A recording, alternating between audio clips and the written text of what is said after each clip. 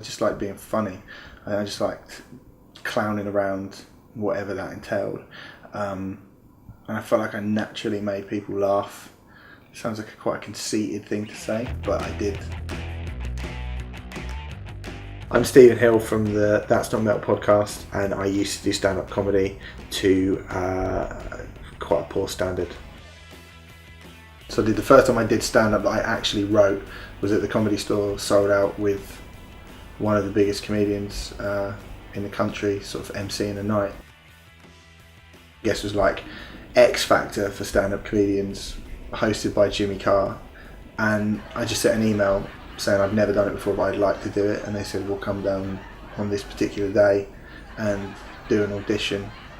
And I went down with no material, hungover from my mate's wedding, and I got down to the final 10.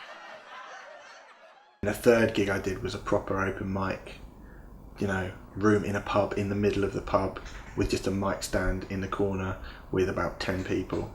And then I realised, oh, this is different. Like, hopefully it's not all like this. Of course, 90% of comedy nights in the world are like that.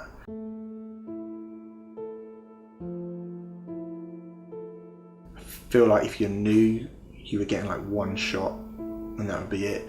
Also, like a lot of things, it's nepotism.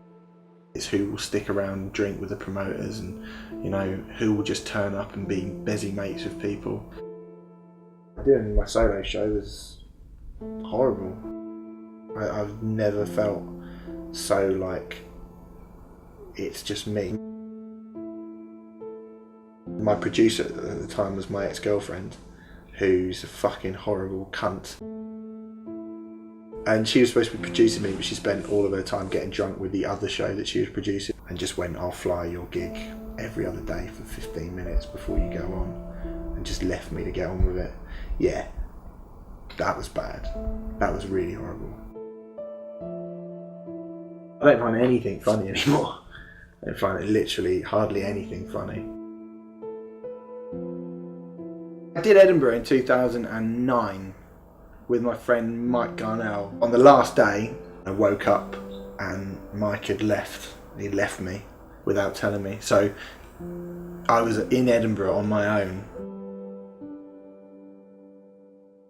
It was kind of like the whole day. I had to do a spot early in the morning, and Stuart Lee had pulled out and I replaced him. So all these people turned up expecting Stuart Lee, and they got me, and they didn't know who I was and they didn't care.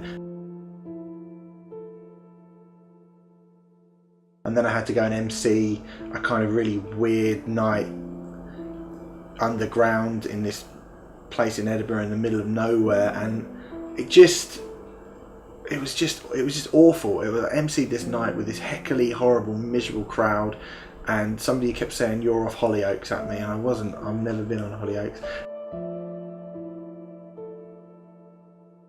And in the end, I ended up throwing the mic at an old Scottish woman and pushing the PA down the stairs, and that was the end. And then I gave up stand-up for a year.